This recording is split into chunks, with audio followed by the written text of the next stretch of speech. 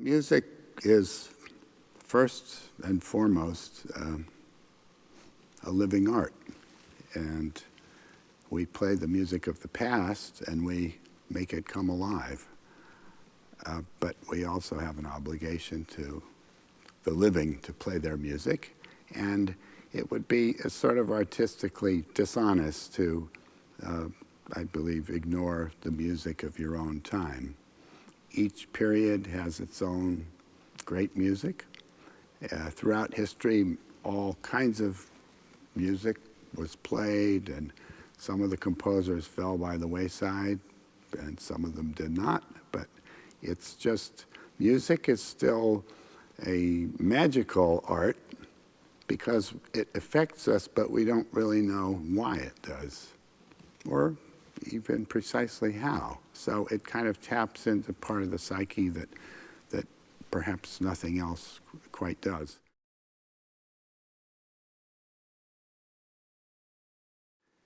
Well, it's a 21st century oboe concerto, and the oboe has wonderful concertos going back to the 18th century and even a little bit before, and some great works of the 20th century. But the 21st century, this is, to me, one of the first really substantial pieces. And that means also, to me, that it's moved beyond, let's say, extreme atonality or dissonance into a very emotional realm. And the way he achieves this is, I think, very brilliant. He uses a very, very simple motif.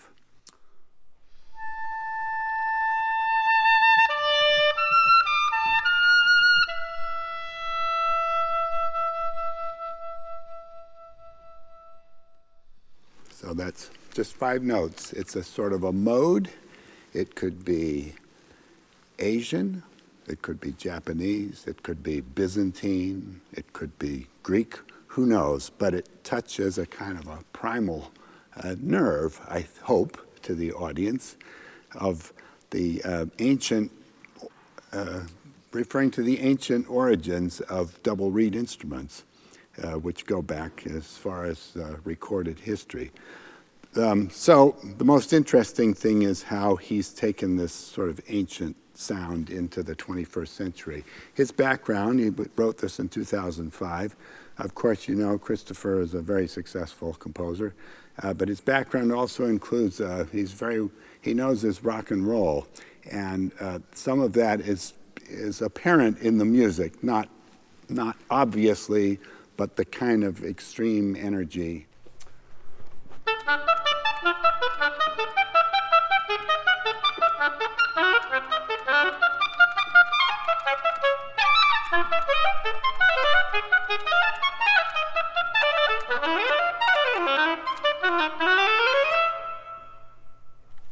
It goes from that fast to a slow, beautiful, slow lyrical section with a lot of what's called melisma, which would be a sort of moving around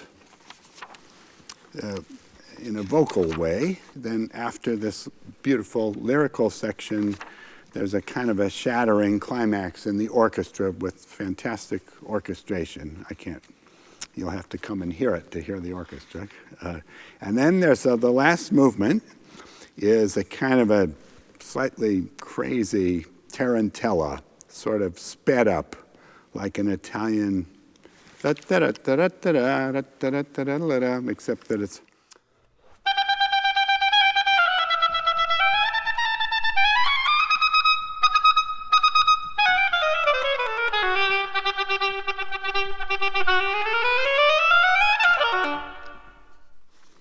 and then at the very end, it returns to this serene, serene opening.